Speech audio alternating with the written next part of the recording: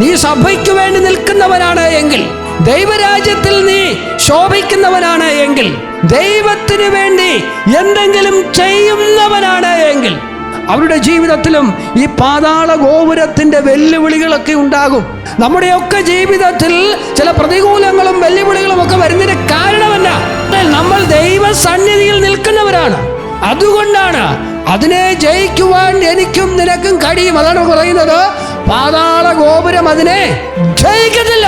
കാരണം നീ പാറമേലാ നിൽക്കുന്നത്.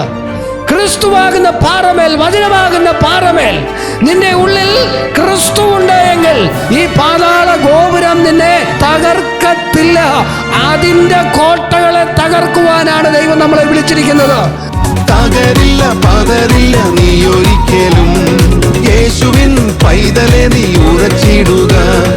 ഉയരില്ല, ഉയരില്ല ശത്രുവിൻ കരം, ഫലിക്കില്ല ഒരായുധവും നിനക്കെതിരെ. നിന്നെ തകർക്കുവാൻ ഒരു കൂട്ടം ഒരുങ്ങിടുമ്പോൾ നിന്നെ ഉയർത്തുവാൻ എനിക്കൊരു വഴിയുണ്ട്. നിന്നെ തകർക്കുവാൻ ഒരു കൂട്ടം ഒരുങ്ങിടുമ്പോൾ നിന്നെ ഉയർത്തുവാൻ എനിക്കൊരു വഴിയുണ്ട്.